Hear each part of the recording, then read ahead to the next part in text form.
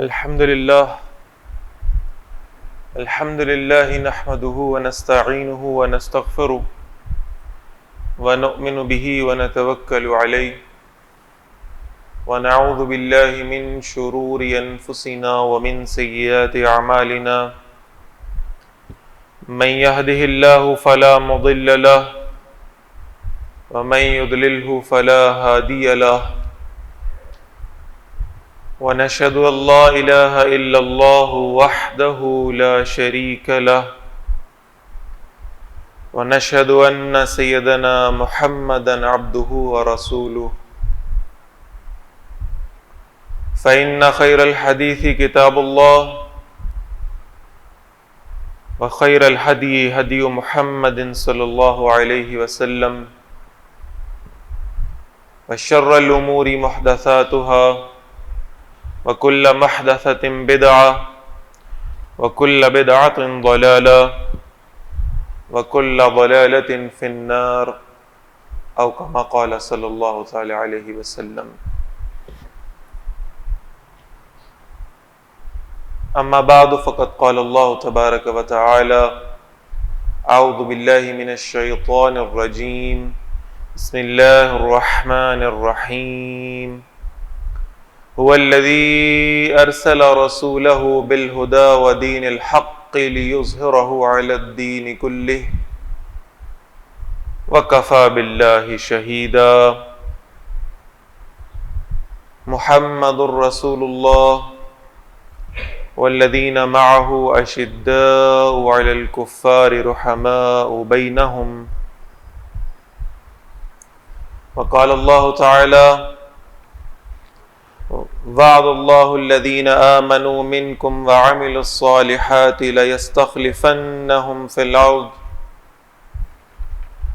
كما استخلف الذين من قبلهم وليمكنن لهم دينهم الذي ارتضى لهم وَلَيُبَدِّلَنَّهُمْ مِنْ بَعْدِ خَوْفِهِمْ أَمْنًا يَعْبُدُونَنِي لَا يُشْرِكُونَ بِي شَيْئًا وَمَنْ كَفَرَ بَعْدَ ذَلِكَ فَأُولَئِكَ هُمُ الْفَاسِقُونَ.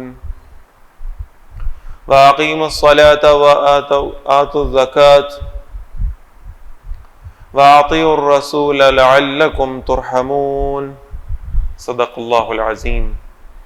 رب اشرح لی صدری ویسر لی امری واحلل عقدۃ من لسانی یفقہوا قولی واجعل لی وزیرا من اہلی.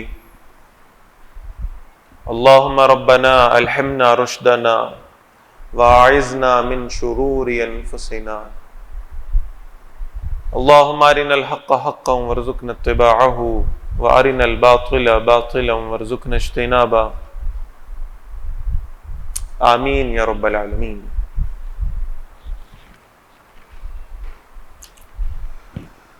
حضرات محترم،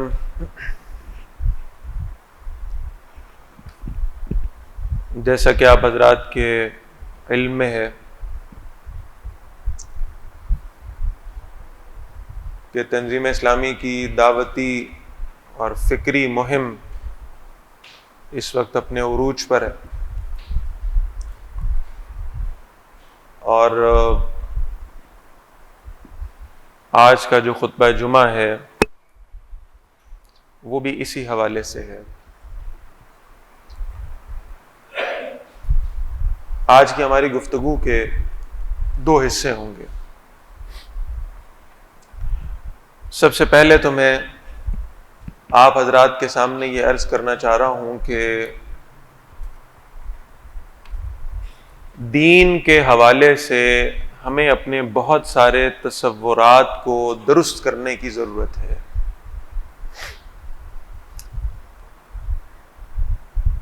سورۃ الذاریات ہے اور آخری رکوع ہے. اللہ تعالیٰ فرماتے ہیں وَمَا خَلَقْتُ الْجِنَّ وَالْإِنسَ إِلَّا لِيَعْبُدُونَ. ہم نے انسانوں اور جنوں کو پیدا نہیں کیا لیکن صرف اپنی بندگی کے لیے. ان کی تخلیق کا مقصد کیا ہے؟ اللہ کی بندگی اختیار کریں، اللہ کی عبادت کریں. ہمارے ہاں تو جب سے یہ سیکولرزم جس کا میں تقریباً ہر دفعہ ذکر کرتا ہوں کہ اس کے جو مظاہر ہیں وہ وجود میں آئے، تو بہرحال ہم نے یہ سمجھنا شروع کر دیا کہ اطاعت کرنے کے لیے تو بہرحال فرشتے ہی بہت ہیں، درد دل کے واسطے پیدا کیا انسان کو، ورنہ طاعت کے لیے کچھ کم نہ تھے کروبیاں. تو بہت فرشتے ہیں بھائی اللہ کی اطاعت کرنے والے، عبادتیں کرنے والے. خود اللہ کے نبی صلی اللہ علیہ وسلم فرماتے ہیں 7 آسمانوں میں 4 انگلیوں کے برابر جگہ ایسی خالی نہیں ہے جس پر کوئی فرشتہ سجدہ نہ کر رہا ہو. سجدے کرنے والے تو فرشتے ہیں، اللہ کی ساری مخلوقات ہیں. 7 صورتیں ہیں قرآن مجید کی جو ان الفاظ سے شروع ہو رہی ہیں، سبح للہ ما فی السماوات والارض، یسبح للہ ما فی السماوات والارض. جو کچھ بھی قرآن، جو کائنات میں آسمان اور زمین میں جو چیزیں موجود ہیں وہ اللہ کی تسبیح بیان کر رہی ہیں. تو ہم نے یہ سمجھا کہ بہرحال ہمارا کام تو تسبیح بیان کرنا یا رکوع سجود کرنا یا عبادت ہے ہی نہیں. ایک طبقہ ایسا وجود میں آ گیا جس کا خیال یہ ہوا کہ ہمارا تو زندگی کا مقصد یہ ہے کہ انسانیت کی خدمت کرے، اور اسی سے پھر وہ ایک نیا دین وجود میں آیا جو ہیومنزم کے نام سے آج ہماری رگوں میں سرایت کر چکا، جس میں ہم نے حقوق العباد کو حقوق اللہ پر فضیلت دی ہے، جس میں ہم نے یہ سمجھا ہے کہ زبان خلق کو نکارہ خدا سمجھو. انسان اگر آپ کی تعریف کر رہے ہیں، لوگ تعریف کر رہے ہیں، باقی اللہ تعالیٰ کے ہاں بھی آپ مقبول ہوں گے، چاہے وہ تعریف کسی بنیاد پر کیوں نہیں ہو رہی. تو ایک طبقہ وہ وجود میں آ گیا جس نے یہ سمجھا کہ یہ عبادات اور یہ رکوع سجود اور یہ روزے اور یہ قربانیاں، یہ سب کچھ جو ہے یہ کسی خاص ایک طبقے کے لیے محدود ہیں، بس وہ کرتا رہے جس کا کام ہے. اور ہمارا کام یہ ہے کہ ہم ہیومینٹی کی خدمت کریں، ہم انسانیت کے دین کو فالو کریں، انسانیت کے لیے ہم جو ہے وہ جو بھی خدمات سر انجام دے سکتے ہیں وہ دے دیں. اور ایک دوسرا طبقہ وجود میں آیا. یہ طبقہ وہ تھا جو اپنے طور پر بڑا مخلص طبقہ تھا، اہل دین کا طبقہ، اور انہوں نے گویا یہ سمجھا کہ ہمارا کام، ہماری ذمہ داری صرف یہی ہے کہ ہم عبادات کرتے رہیں، رکوع سجود کرتے رہیں، روزے رکھتے رہیں، قربانیاں کرتے رہیں، اور یہ کہ کچھ جو عبادات کا ایک محدود سا تصور ہے اس کو فالو کرتے رہیں.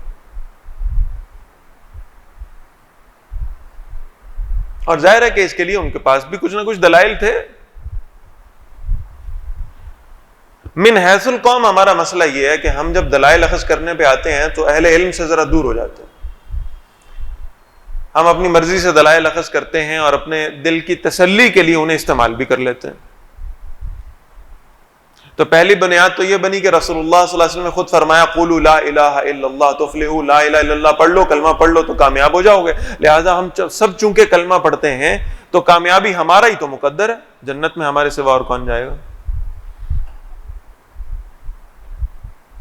یہ تو یاد رہا کہ رسول اللہ صلی اللہ علیہ وسلم نے لا الہ الا اللہ پڑھنے پر جنت کی بشارت دی تھی، فلاح کی بشارت دی تھی، یہ یاد رہا. یہ یاد نہیں رہا کہ اسی کے بارے میں علامہ اقبال رحمہ اللہ نے جو شعر ادا کیا ہے کیا خوبصورت. وہ کہہ رہے ہیں کہ چومی گویم مسلمانم بلرزم کہ دانم مشکلات لا الہ را. میں جب اپنے آپ کو مسلمان کہتا ہوں، میں جب لا الہ الا اللہ پڑھتا ہوں تو میں کانپ جاتا ہوں، اس لیے کہ مجھے اس کی مشکلات کا اندازہ ہے. یہ لا الہ الا اللہ صرف تسبیح پر پڑھنے والی شے نہیں ہے، بلکہ اصل یہ ہے کہ اس لا الہ الا اللہ کو انسان کی زندگی کے ایک ایک پہلو میں نافذ ہوتا ہوا دکھائی دینا چاہیے. ایسا نہیں ہے کہ آپ مسجد میں آئیں اور نماز ادا کریں اور یہ سمجھیں کہ میں نے اللہ کے گھر میں آ کر اپنی اللہ کی مرضی کے مطابق میں نے عبادت کر لی ہے اور اب یہاں سے میں جاؤں گا اور اپنے گھر میں جا کر اپنی مرضی کے مطابق سارے کام کروں گا، اپنی دکان میں، اپنے کاروبار میں اپنی مرضی سے اصول و ضوابط بناؤں گا. ایسا نہیں. تو یہ دونوں جو محدود تصورات تھے مذہب کے، ان دونوں نے بہرحال ہمیں فرقہ پرستی کی طرف راغب کیا ہے. اگر آج بھی ہم اس دین کے ایک براڈ کانسیپٹ کو لے کر چلیں اور یہ سمجھیں کہ دین اصل میں ایک ضابطہ حیات ہے، دین اصل میں ہمیں یہ سمجھاتا ہے کہ زندگی کا ایک ایک لمحہ کیسے گزارنا ہے، ایک ایک لمحہ. بہت آسان مثال ہے اس کی جو میں عرض کیا کرتا ہوں کہ ابھی سورۃ الذاریات کی آیت میں نے پڑھی ہے، اللہ تعالیٰ فرما رہے ہیں ہم نے تو پیدا ہی کس لیے کیا تمہیں؟ عبادت کے لیے کیا ہے. آپ ذرا کاؤنٹ کر لیں، ہمارے نزدیک وہ بنی الاسلام علی خمس والی جو حدیث ہے، اسلام کی بنیاد 5 چیزوں پر، اس میں پہلی شے کیا ہے؟ شہادت، کلمہ پڑھنا، وہ ہم سب پڑھ چکے ہیں الحمدللہ. پیچھے رہ گئی ہیں 4 چیزیں، اعمال کے اعتبار سے 4 چیزیں، نماز، روزہ، حج اور زکوٰۃ. زکوٰۃ ہر شخص پر فرض نہیں ہے، صاحب نصاب پر ہے اور سال میں 1 مرتبہ ہے. روزہ یہ صرف 12 مہینوں میں سے 1 مہینے کا فرض ہے، باقی 11 مہینے روزے کی فرضیت نہیں، نفلی طور پر آپ اپنے شوق سے جتنے چاہیں رکھیں، لیکن بہرحال فرض 1 مہینے کے. حج ہر شخص پر فرض نہیں ہے، صاحب استطاعت پر فرض ہے. تو لے دے کر آپ کے پاس ایک شے جو بچ گئی ہے کرنے والی، وہ آپ کی نماز ہے. ایک دن میں 5 مرتبہ نماز فرض ہے. اگر آپ 5 نمازیں پڑھیں اور اس کا ٹائم کیلکولیٹ کریں اور انتہائی خشوع و خضوع سے نمازیں پڑھنے والے ہوں آپ بھی، اور جس مسجد میں آپ نماز پڑھ رہے ہیں اس کے امام صاحب بھی، تو بہرحال یہ کہ وہ انتہائی خشوع و خضوع سے پڑھی جانے والی نمازوں کی بھی ٹوٹل ٹائم کیلکولیشن 2 گھنٹے سے زیادہ کی نہیں بنتی. اس کا مطلب یہ ہے کہ اللہ تعالیٰ نے مجھے جس کام کے لیے پیدا کیا تھا اس کے لیے میں 2 گھنٹے صرف کر رہا ہوں 24 گھنٹوں میں سے. 8 گھنٹے میں اپنے آرام کے لیے بھی صرف کرتا ہوں، 8 گھنٹے اپنے جاب کے لیے بھی صرف کرتا ہوں، اور جس کام کے لیے اللہ نے مجھے پیدا فرمایا تھا وہ کام میں کتنے گھنٹے کر رہا ہوں؟ 2 گھنٹے.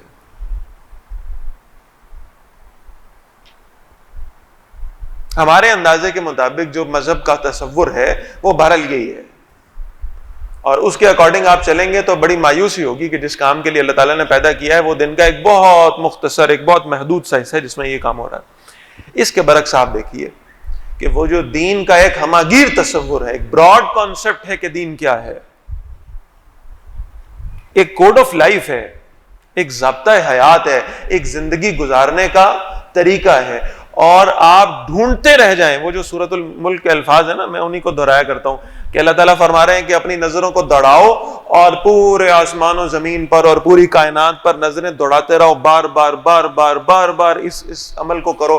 تم اللہ کی بنائی ہوئی کائنات میں سے کوئی کمی، کوئی کجی ڈھونڈ نہیں پاؤ گے، تلاش نہیں کر پاؤ گے. بالکل ایسے ہی یہ دین اللہ کا بنایا ہوا ہے، اللہ کا عطا کیا ہوا ہے. ہم ڈھونڈتے رہیں کہ ہماری زندگی کا کوئی گوشہ ایسا ہو، کوئی حصہ ایسا ہو، کوئی مسئلہ ایسا ہو جس مسئلے میں مجھے دین سے رہنمائی نہ ملتی ہو. تو بار بار تلاش کرنے کے باوجود کوئی ایک حصہ بھی زندگی کا ہمیں ایسا نہیں ملے گا جس میں دین رہنمائی نہ کر رہا ہو، ایک حصہ بھی نہیں ملے گا. الا یہ کہ ہماری کم علمی اور ہمارے شعور کی کج فہمی ہمیں اس بات پر راغب کر دے کہ اچھا فلاں شے میں تو مجھے دین کوئی رہنمائی دے نہیں رہا، اس کا مطلب یہ کہ میرے پاس اس کا علم نہیں ہے. فَاسْأَلُوا أَهْلَ الذِّكْرِ إِن كُنتُمْ لَا تَعْلَمُونَ. اگر تم نہیں جانتے اہل ذکر کے پاس، اہل علم کے پاس بیٹھا کرو، ان سے پوچھا کرو، ان سے سمجھا کرو. پھر کہہ رہا ہوں سیکولرزم کا دور ہے، ہمارے ہاں ہر شخص جو ہے وہ اپنی ذات میں ایک مجتہد ہے ماشاءاللہ. ہم میڈیکل سائنسز میں تو ضروری سمجھتے ہیں کہ کسی ڈاکٹر کے پاس چلے جائیں اور اس سے مشورہ لے لیں، لیکن بہرحال یہ کہ اہل علم کے پاس بیٹھنا گوارا نہیں، اس لیے کہ گوگل کر لیں گے اور وہ مسئلہ دین کا جو بھی ہے وہ ہمارے سامنے آ جائے گا، وہ زیادہ آسان ہے. ایک گوشہ زندگی کا ایسا نہیں ہے جس میں دین رہنمائی نہ دیتا ہو، ایک بھی.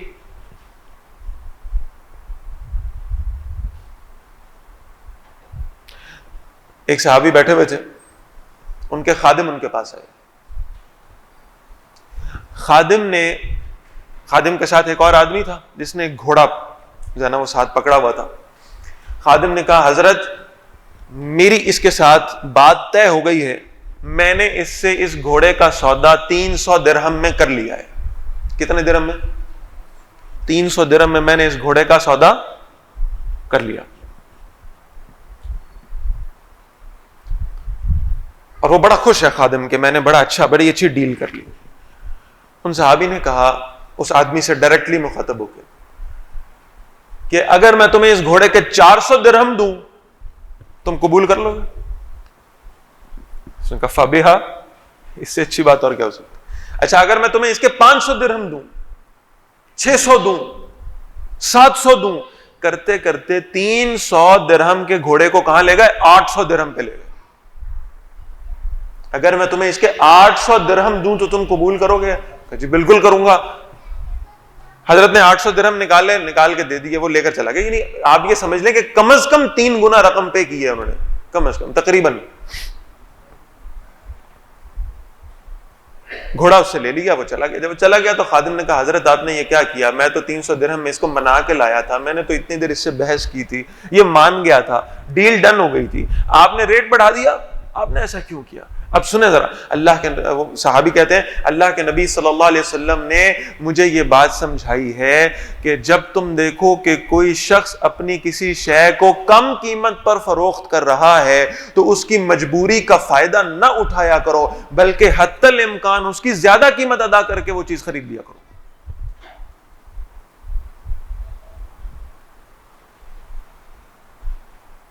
یہ خرید و فروخت کے معاملات کون سکھا رہے ہیں؟ محمد الرسول اللہ صلی اللہ علیہ وسلم. اس کی بھی رہنمائی ہے.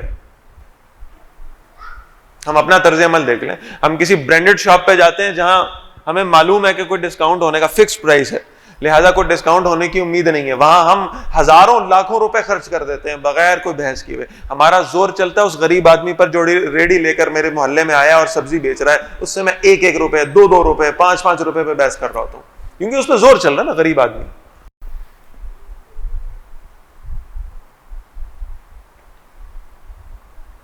ایک شے کی رہنمائی آپ کو ملے گی. اللہ کے نبی صلی اللہ علیہ وسلم فرماتے ہیں, بہت خوبصورت حدیث ہے, ہم چند دن پہلے اپنی کلاس میں پڑھ رہے تھے.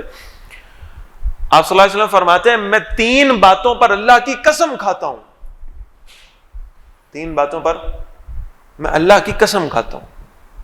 جس بات پہ اللہ کے رسول صلی اللہ علیہ وسلم قسم کھا لیں, اللہ تعالیٰ تو اس کو ضرور پورا کریں گے, اور اللہ تعالیٰ اس کی لاج بھی رکھیں گے کہ میرے محبوب نے قسم کھائی ہے اس بات پر.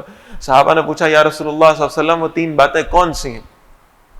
فرمایا میں اللہ کی قسم کھاتا ہوں تم اللہ کے راستے میں صدقہ کرو گے, تمہارا مال کبھی کم نہیں ہوگا. ہمیں دنیاوی اصول کیا بتا رہے ہیں؟ مال کم ہو رہا ہے. پھر فرمایا میں اللہ کی قسم کھاتا ہوں اس بات پر اگر تم پر ظلم کیا جائے اور تم اس پر صبر کرو, اللہ تمہیں دنیا اور آخرت کی عزت سے نوازے گا.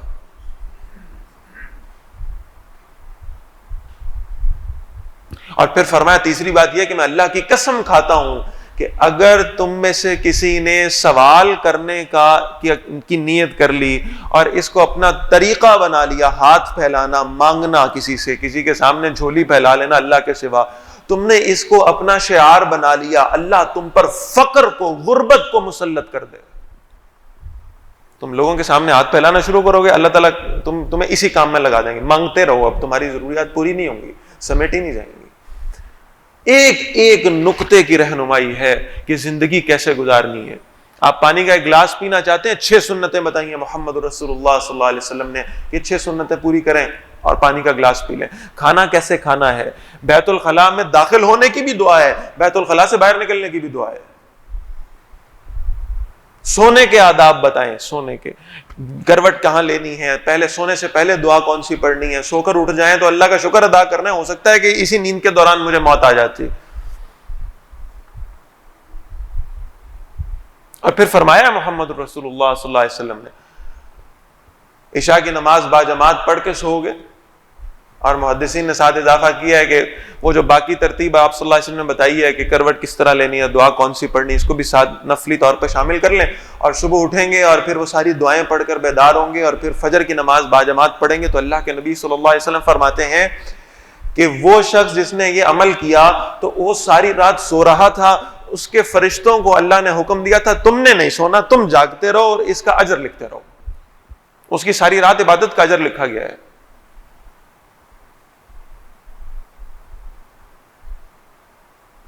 تو یہ کیسے ممکن ہو سکتا ہے کہ ایک شے پر, پانی کیسے پینا ہے, کھانا کیسے کھانا ہے, اس ایک شے پر رہنمائی دینے والا دین, کبھی یہ ممکن ہو سکتا ہے کہ ہماری معاشرت کے اصول کیسے ہونے چاہیے اس پر خاموشی اختیار کر گیا ہو,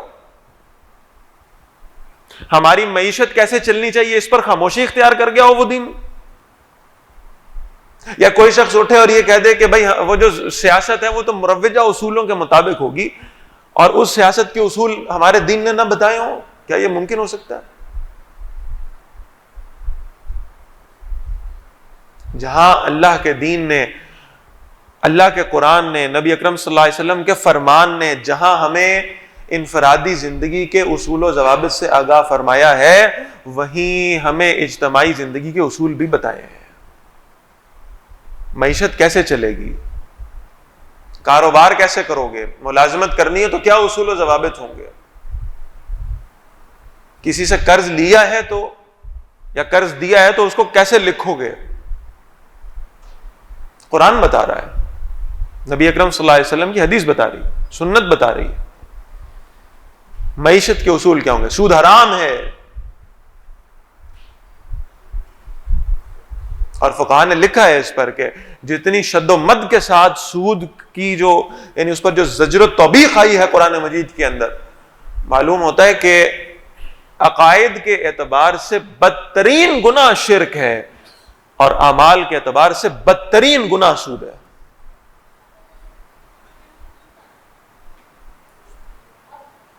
بتایا گیا ہے کہ کاروبار اور تجارت کیسے کرنی، معاشرت کیا ہونی چاہیے، مرد و عورت کی اس معاشرے میں کیا حدود و قیود ہیں۔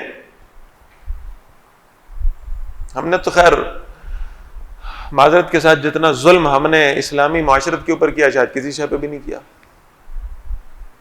ظلم۔ ہم اسے اسلامی معاشرہ کہتے ہوئے تھکتے نہیں ہیں، اور ہم نے اسلامی معاشرت کے سارے اصول و ضوابط کو الا ماشاءاللہ اٹھا کر الٹا کر دیا، پلٹ دیا۔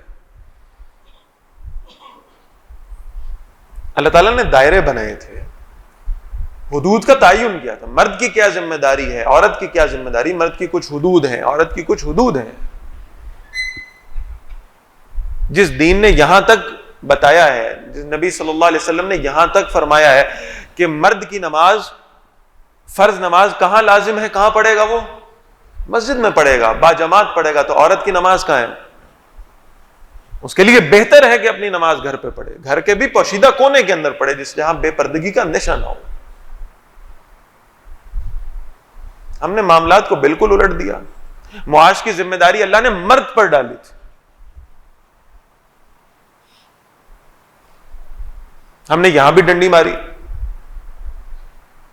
شادیاں کیسے ہوں گی؟ کوئی شخص دنیا سے رخصت ہو جاتا ہے تو کیا رسومات پرفارم کرو گے؟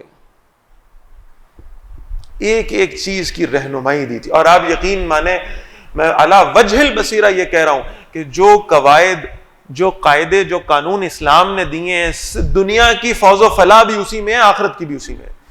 یعنی یہ تو ہم عقیدن یہ بات کہہ رہے ہیں، عقیدتاً یہ بات کہہ رہے ہیں کہ آخرت میں کامیابی تبھی ہے جب اسلام کے اصول و ضوابط پر چلیں گے۔ میں علی وجہ البصیرہ کہہ رہا ہوں، دنیا میں کامیابی اور عزت کا حصول بھی تب ہی ممکن ہے جب بھی ادھر تک اسلام کو فالو کیا جائے گا۔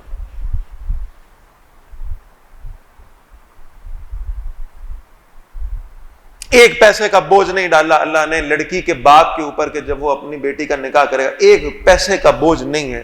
آپ کبھی اس اصول کو اپنے معاشرے میں لاگو کر کے دیکھ لیں، پھر آپ دیکھیں گے کہ آپ کے گھر بیٹی پیدا ہوگی تو قرآن کے الفاظ کے مطابق آپ کے چہرے سیاہ نہیں ہوں گے۔ آپ کو معلوم ہوگا کہ اللہ کی رحمت ہے۔ عورت کو عزت کیسے دینی ہے، بیوی کے حقوق کیسے پورے کرنے، ساری معاشرت کے اصول بتائے گئے ہیں اللہ کے دین میں۔ اور پھر اس سے آگے چلیے، سیاست کیسے ہوگی، قانون کیسے بنے گا، اور اس پر جو زور دیا ہے اللہ تعالیٰ نے قرآن مجید میں، معلوم ہوتا ہے کہ جب تک بالفعل اللہ کا دین غالب اور نافذ نہیں ہو جاتا تب تک شاید 100% اللہ کی عبادت کرنا ہمارے لیے ممکن ہی نہیں ہے، ممکن نہیں ہے۔ وہ جو نبی اکرم صلی اللہ علیہ وسلم کی حدیث ہے کہ آپ صلی اللہ علیہ وسلم فرماتے ہیں کہ ایک وقت ہوگا کہ میری امت کے لوگ سود سے تو بچ جائیں گے لیکن سود کے غبار سے نہیں بچ سکیں گے۔ آج کون سا زاہد اور عابد اور متقی آدمی ہے جس جو اپنے بارے میں یہ گمان کر سکتا ہے کہ میں 100% ڈائریکٹ بھی اور انڈائریکٹلی بھی میں سود سے محفوظ ہوں؟ کون کہہ سکتا ہے یہ؟ کون اس کا دعویٰ کر سکتا ہے؟ کہیں نہ کہیں سے گھوم پھر کر وہ سود کی خباثتیں بہرحال ہمارے جسموں میں داخل ہو رہی ہیں. یہی معاملہ بے حیائی کا ہے. آپ حتی الامکان یہ کوشش کریں کہ ہم نے اپنی نظروں کو محفوظ رکھنا ہے, ہم نے اپنے کانوں کو بے حیائی کے سننے سے محفوظ رکھنا ہے. حتی الامکان ہم یہ کوشش کر لیں. اس کے باوجود بھی جس معاشرے اور جس سوسائٹی میں ہم رہ رہے ہیں, ہماری نظریں آلودہ ہوتی ہیں. گھر سے مسجد آنے تک اور مسجد سے گھر جانے تک بھی شاید ہی کوئی شخص ایسا ہو جس کی آنکھیں محفوظ رہتی.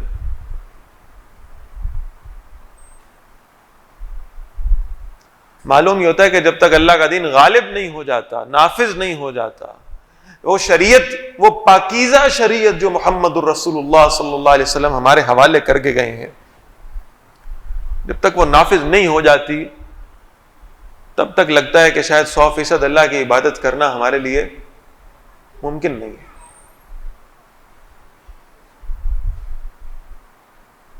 اور اب ایسا نہیں ہے تو اس کا کچھ کفارہ بھی ادا کرنا پڑے گا. وہ کفارہ کیا ہوگا اس کو سمجھ لیں. پہلی بات, یہ اب گفتگو کا دوسرا حصہ ہے, وقت بہت مختصر رہ گیا ہے میرے پاس, لیکن اب کرنے کا کام کیا ہے. پہلی بات سمجھ لیں, اور یہ بڑی بنیادی بات ہے جس کی طرف اکثر ہماری توجہ نہیں جاتی. بہت تحریکیں اٹھی ہیں اور ان کی کوشش رہی ہے کہ اللہ کے دین کو غالب کرنے کے لیے ہم اپنی بھرپور کوشش کریں, اور بڑے مخلص لوگ تھے, لیکن اس ایک بات کے اوپر توجہ کرنا بھول گئے. اللہ تعالیٰ فرماتے ہیں قرآن مجید میں سورہ آل عمران میں, وَلَا تَهِنُوا وَلَا تَحْزَنُوا وَأَنْتُمُ الْأَعْلَوْنَ إِن كُنتُم مُؤْمِنِينَ. پریشان نہ ہو, غم بھی نہ کرو, حزن میں مبتلا نہ ہو. اللہ کو معلوم ہے تمہارا دل کڑتا ہے اس جانبدارانہ نظام کو دیکھ کر جس میں عدل و انصاف کے تقاضے پامال کیے جا رہے ہیں. تم کڑتے ہو, روزانہ اخبار بیٹھ کے پڑھتے ہو جب شروع سے آخر تک, اور جب کوئی وہ نیوز کا پیچ دیکھتے ہو تو اس کے بعد تمہارا دل اس پر کڑتا ہے کہ یہ دنیا میں کیا ہو رہا ہے. آپ قصور کی زینب سے لے لیں, معاملہ شروع کر لیں, اور ساہیوال کے ان لوگوں تک چلے جائیں جن کو جو ہے وہ کس بہیمانہ انداز میں جن کو قتل کیا گیا ہے. آپ یہ سارے واقعات دیکھیں گے, انسان ایک ڈپریشن کا شکار ہوتا ہے, الا یہ کہ اس کا ضمیر مر چکا ہو. ایک ہائپر ٹینشن ہے جو طاری ہوتی ہے, کیا ہو رہا ہے, اور اگر یہ دوسروں کے ساتھ ہو رہا ہے تو کل کو خدا نہ خواستہ میرے ساتھ بھی ہو سکتا ہے. میں کوئی لکھوا کے تو نہیں لایا کہ میں اس ظلم اور جبر سے میں محفوظ رہ سکوں گا. اگر آج مسلمانوں کے بچوں کو شام میں ذبح کیا جا رہا ہے, فلسطین میں ان پر بمباری کی جا رہی ہے, کشمیر میں اگر ظلم کیا جا رہا ہے, تو ہم کو لکھوا کے آئے ہیں یا ہمیں کوئی سرخاب کے پر لگے کہ ہم محفوظ رہ سکیں گے؟ اور کیا عالم کفر ہماری طرف توجہ نہیں کرے گا؟ اور اگر ایسا ہے تو پھر پہلی بات میں عرض کر دوں کہ اگر یہ کڑن دل میں پیدا ہو جائے, اور اگر وہ عورتیں, وہ بچے, وہ مائیں بہنیں جو کشمیر میں, جو فلسطین میں, جو شام میں, جو برما میں چیخ رہی ہیں, چلا رہی ہیں, اگر ان کی کوئی ایک آہ اور ایک آنسو میری خوابگاہوں میں آگ کی چنگاری بھڑکا دے, تو پھر پہلا سٹیپ کیا ہے؟ وَأَنْتُمُ الْأَعْلَوْنَ إِن كُنْتُم مُؤْمِنِينَ. سب سے پہلی بات یہ, اپنے ایمان کو مضبوط کرو. تمہارا ایمان مضبوط ہوگا, تم ایمان والے ہوگے, اللہ پر توکل اور یقین رکھنے والے ہوگے, تم ہی غالب رہو.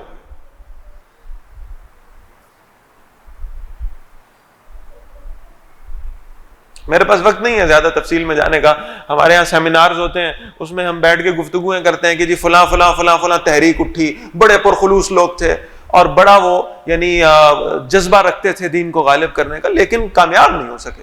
کیوں نہیں ہو سکے؟ کیا وجوہات ہیں؟ تو میں تو صرف دو باتیں عرض کیا کرتا ہوں. پہلی بات تو یہ ہے کہ وہ جو تربیت کا اہتمام تھا وہ ان کے ہاں کیا تھا. جذبہ اپنی جگہ ہے, لیکن خام مال کو استعمال کرنے کا کوئی طریقہ بھی ہے. اللہ کے رسول صلی اللہ علیہ وسلم کے پاس جب صحابہ ہیں, آپ کا کیا خیال ہے اگر مکی زندگی میں بالکل آغاز ہی میں رسول اللہ صلی اللہ علیہ وسلم حضرت بلال رضی اللہ تعالیٰ عنہ کو حکم دیتے، جس بلال نے اللہ کے دین کے لیے پتھروں کی سلیں اپنے جسم کے اوپر برداشت کی ہیں اور اپنی چربی کو پگھلایا ہے آگ کے انگاروں پر، اگر اللہ کے رسول صلی اللہ علیہ وسلم اسے حکم دیتے کہ چلو امیہ کو قتل کر دو، تو کیا وہ بلال نہ کر پاتا؟ وہ عمر فاروق رضی اللہ تعالیٰ عنہ جو اپنی تلوار لے کر کھڑے ہیں بیت اللہ کے اندر اور مسلمان نماز پڑھ رہے ہیں، اور وہ تلوار حفاظت کے لیے اٹھی ہے، اور رسول اللہ صلی اللہ علیہ وسلم نے اس تلوار کو اٹھنے کی اجازت دی ہے، اگر اللہ کے رسول صلی اللہ علیہ وسلم اس لمحے میں عمر فاروق رضی اللہ تعالیٰ عنہ کو کہتے ابو جہل کو جا کے قتل کر دو، تو کیا تم رضی اللہ عنہ کیا آپ صلی اللہ علیہ وسلم کے حکم کو بجا نہ لاتے؟ انکار کر دیتے؟ سوال ہی پیدا نہیں ہوتا۔ لیکن ابھی درمیان کا ایک کام باقی تھا، اور بڑا اہم کام، یتلو علیہم آیاتہ ویزکیہم ویعلمہم الکتاب والحکمہ، اللہ کے رسول صلی اللہ علیہ وسلم ان پر اللہ کی آیات تلاوت کرتے ہیں، پھر ان کا تزکیہ کرتے ہیں، انہیں پاک صاف کرتے ہیں، وہ جو ساری پرانے وہ خیالات اور وہ دور جاہلیت کی چیزیں جو ان کے اندر موجود تھیں ان سب کی صفائی کا اہتمام کر رہے ہیں۔ وَيُعَلِّمُهُمُ الْكِتَابَ وَالْحِكْمَةَ، کتاب و حکمت کی تعلیم انہیں دیتے ہیں۔ اس سے دین کے حوالے سے وہ پختگی ان کے اندر آئی کہ پھر جب وہ یعنی پوری جو سیرت کو آپ یہ سمجھیں کہ اللہ کے رسول صلی اللہ علیہ وسلم کی سیرت کو علامہ اقبال رحمۃ اللہ علیہ نے ایک شعر کے اندر بیان کیا تو وہ ایسا ہی ہے، بس اسی پہ میں انشاءاللہ اسی کی تھوڑی سی تفصیل عرض کروں گا تو بات ختم کر دوں گا۔ ایک مکالمہ کہہ رہے ہیں اقبال رحمہ اللہ تعالیٰ، وہ کہہ رہے ہیں کہ اللہ تعالیٰ سے مکالمہ ہوا اور اللہ تعالیٰ پوچھتے ہیں بھائی یہ جہان تمہیں پسند آیا، یہ دنیا تمہیں پسند آئی، اس کا نظام کیسا لگا تمہیں؟ تو میں کہتا ہوں کہ اللہ مجھے بالکل پسند نہیں آیا۔ اس لیے نہیں آیا کہ یہاں تو عدل و انصاف ہی نہیں ہے، یہاں تو امیر امیر سے امیر تر اور امیر ترین ہوتا جا رہا ہے، اور غریب غریب تر اور غریب ترین ہوتا جا رہا ہے۔ یہاں تو معاملہ نہیں ہے، یہاں تو وسائل کی منصفانہ تقسیم نہیں ہے، جرائم کی سزا بھی نہیں مل رہی، نیکیوں کی جزا بھی نہیں مل رہی۔ آپ ذرا سنیں کہ اللہ تعالیٰ اس نظام کو ایک آئیڈیل نظام کے طور پر نافذ کرنے کے لیے جو فارمولا دے رہے ہیں وہ کیا ہے؟ با نشائے درویشی در ساز و دمادم زن، چون پختہ شوی خود را بر سلطنت جمزن۔ ایک شعر کے اندر پوری سیرت بیان کی علامہ اقبال رحمۃ اللہ علیہ نے۔ پہلا شعر مکی زندگی پر ہے، با نشائے درویشی در ساز و دمادم زن، درویش بن جاؤ، درویش بن جاؤ۔ تعلیم و تعلم میں قرآن کا سلسلہ چل رہا ہے، قرآن کا وہ انقلابی پیغام اس کو سمجھ بھی رہے ہیں، سمجھا بھی رہے ہیں، آگے بھی پہنچا رہے ہیں۔ جو مشکلات آئیں اس پر، جو مصائب آئیں برداشت کرو، کفوا ایدیکم، اپنے کیلیبر کو بڑھاؤ، جتنے تم پر مظالم ہوں گے اتنے تمہارے درجات اللہ تعالیٰ بڑھاتے جائیں گے، جتنی رکاوٹیں آئیں گی اللہ اتنے درجات بڑھاتے جائیں گے۔ عمر فاروق رضی اللہ تعالیٰ امیر المومنین ہے، یہ کون ہے جن کے بارے میں نبی اکرم صلی اللہ علیہ وسلم فرماتے ہیں کہ عمر جس راستے سے گزرتے ہیں شیطان وہ راستہ چھوڑ دیتا، اور جن کے بارے میں اللہ کے نبی صلی اللہ علیہ وسلم فرماتے ہیں میرے بعد کوئی نبی ہوتا تو عمر ہوتا رضی اللہ تعالیٰ عنہ۔ امیر المومنین ایک دن بلایا حضرت بلال رضی اللہ تعالیٰ عنہ کو، ریکویسٹ کر کے اپنے پاس بٹھایا، پھر بڑی دھیمی سی آواز میں کہنے لگے کہ بلال میں نے آپ سے ایک درخواست کرنی، آپ نے اس کو امیر المومنین کا حکم نہیں سمجھنا، میں نے آپ سے ایک درخواست کرنی۔ حضرت بلال رضی اللہ تعالیٰ عنہ پریشان ہو گئے، کہا آپ حکم کریں درخواست کیوں؟ کہا نہیں آپ اسے حکم نہ سمجھے، اگر آپ یہ کرنا چاہیں تو آپ کی مرضی ہے، ورنہ جیسے آپ مناسب سمجھیں۔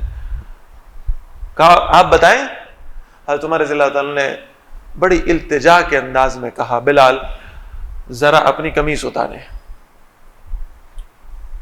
اور جب سیدنا بلال رضی اللہ تعالیٰ نے قمیض اتاری ہے تو حضرت عمر رضی اللہ تعالیٰ نے بے ساختہ ان کی کمر پر بوسے دیے اور کہا ہے کہ آج بھی وہ نشان آپ کی کمر پر موجود ہیں جو اللہ کے راستے میں مصیبتیں برداشت کرتے ہوئے آئے تھے، اور میں چاہتا تھا کہ میں ان نشانوں کو بوسہ دے لوں، اس لیے کہ یہ سعادت اللہ نے عمر کے مقدر میں نہیں لکھی رضی اللہ تعالیٰ۔ وہ جتنی آزمائشیں آئی ہیں اللہ نے ان کے مرتبے اتنے بلند کیے۔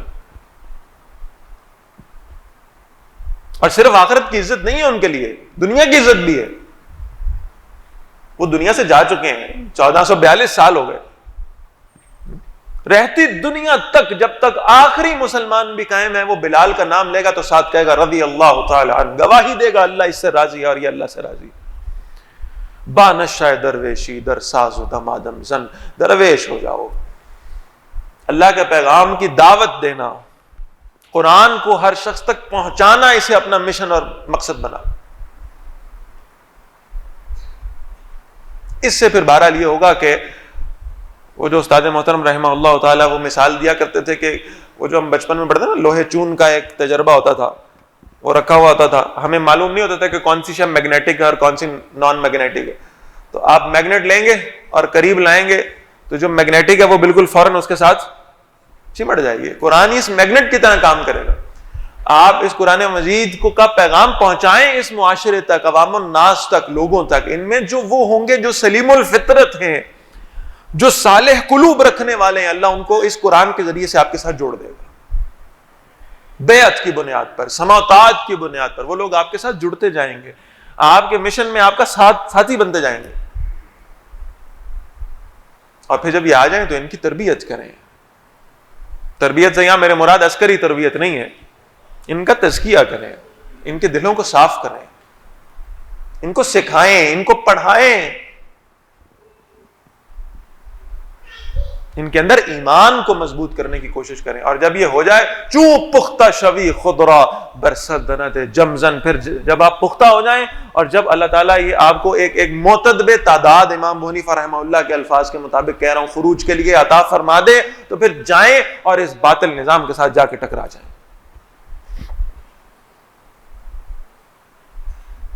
لیکن اس سے پہلے آپ کو بدر والے 313 پیدا کرنے پڑیں گے. یہ جو ہم کہتے ہیں نا فضائے بدر پیدا کر، یہ فضائے بدر میں وہ اہل ایمان شامل ہیں. کھجور کا درخت لگا ہوا ہے اور ایک شخص جو ہے نا وہ اونچے چھلانگ مارتا ہے اور وہ اتنا کھجور کے چھال کو یا اس کے تنے کو تھوڑے توڑ لیتا ہے. تو ہم بھی کیوں توڑ رہے ہو؟ کہا جی بدر پہ جا رہے ہیں، مشرکین سے مقابلہ ہے، میرے پاس تلوار نہیں ہے، ہتھیار کوئی نہیں. میں نے کہا چلو کھجور کی چھال ہی توڑ لیتا ہوں. بھئی اللہ کے بندے، کھجور کی چھال سے کیسے مقابلہ کرو گے؟ ممکن ہے وہ لوگ جو زرہ پوش ہیں، جنہوں نے سر سے لے کر پیر تک لوہے کا لباس پہنا ہوا ہے، ان سے کیا مقابلہ کرو گے تم؟ اس کھجور کی چھال کو تو ہاتھوں میں پکڑ کے کرو گے، 2 حصے ہو جائے گی. وہاں لوہے کے لباس پر اس نے کیا اثر کرنا؟ کہا میرا کام ہے میرے پاس جو اسباب میسر ہو سکے ان اسباب کو حاصل کر لینا. اس کھجور کی چھال میں لوہے کی تلوار کی دھار پیدا کرنا میرا کام نہیں ہے، اس رب کا کام ہے جس کے لیے میں نکلا ہوں، میرا کام نہیں ہے. سر سے پیر تک لوہے کا لباس پہنا ہوا ہے، کیا کریں بھائی؟ وہ کنکر اٹھائے مارے. اللہ کے رسول صلی اللہ علیہ وسلم نے ایک مرتبہ بھی پوچھا کہ کنکروں سے چھوٹے چھوٹے کیا بنے گا، ان کا کیا فرق پڑتا ہے کنکر مارنے سے؟ نہیں، اللہ کا حکم ہے ماریں. وہ کنکر ماریں. یہ فزکس پڑھنے والے سمجھ جائیں گے وہ کیسا اللہ تعالیٰ نے وہ پروجیکٹائل موشن دیا ہے کہ پوری اس زرہ کے اندر سے صرف ان کی آنکھیں ویزیبل ہیں، اور وہ کنکر اللہ تعالیٰ نے سیدھا اینگل پہ سیٹ کیے اور جا کر ان کی آنکھوں کے اندر لگے. اللہ نے ان کو تباہ و برباد کر دیا.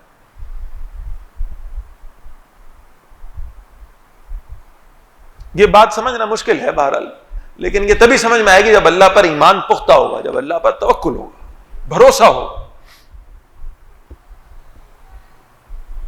ہم جس مشینی دور میں رہ رہے ہیں اس میں بہرحال یہ تھوڑا سا مشکل کام ہے، اس میں کوئی شک نہیں. لیکن دل کی تسلی کے لیے غالب یہ خیال اچھا ہے کہ آپ کے ہمسایہ ملک میں کچھ لوگ ایسے تھے جن کے بارے میں ہمارے دانشور یہ گمان رکھا کرتے تھے کہ ان کی تو شاید ہڈیاں بھی نہیں ملیں گی، ان کے پاس کوئی اسباب نہیں ہے اور ان کے سامنے دنیا کی سپر پاور آ چکی ہے، ان کی تو ہڈیاں بھی نہیں ملیں گی، کہاں گئے؟ اور ان کے پاس بھی بہرحال ایک ہی شے تھی، ایمان تھا، اللہ پر بھروسہ تھا. آج وہ سپر پاور ایڑیاں رگڑ رہی ہے، ایڑیاں رگڑ رہی ہے اس ایمان کی بدولت. اور علامہ اقبال رحمۃ اللہ علیہ اپنی زندگی میں جو کانسیپٹ دے کے گئے تھے، قرآن کانسیپٹ ہے باقاعدہ، میں تو علی وجہ البصیرہ یہ کہہ رہا ہوں، اس قرآن کانسیپٹ کو اقبال نے سمجھا تھا اور افغانستان میں اللہ تعالیٰ نے اس کو نافذ العمل کر کے دکھا دیا بڑے واضح انداز. علامہ اقبال رحمہ اللہ کیا کہتے ہیں؟ دنیا کو ہے پھر مارکائے روح و بدن پیش، تہذیب نے پھر اپنے درندوں کو ابھارا. یہ روح اور بدن کی لڑائی چل رہی ہے، مٹیریلزم کی اور اسپرچولزم کی لڑائی چل رہی ہے. دنیا کو ہے پھر مارکائے روح و بدن پیش، تہذیب نے پھر اپنے درندوں کو ابھارا. اللہ کو ہے پامردیے مومن پہ بھروسہ، ابلیس کو یورپ کی مشینوں کا سہارا. یورپ کی مشینوں پہ ریلائے کرے گا تو ابلیس کرے گا، یہ شیطانی قوت ہے. یہ پامردی مومن ہے، یہ مومن کا ایمان ہے جس کی بنیاد پر اللہ اس کو غلبہ عطا فرمائے گا. وَلَا تَهِنُوا وَلَا تَحْزَنُوا وَأَنْتُمُ الْأَعْلَوْنَ إِن كُنتُم مُؤْمِنِينَ. اللہ تعالی ہم سب کو یہ ایمان اور یہ پختہ یقین نصیب فرمائے. اقول قولی ھذا واستغفر اللہ لی ولکم ولسائر المسلمین والمسلمات. سنتیں ادا فرمائے.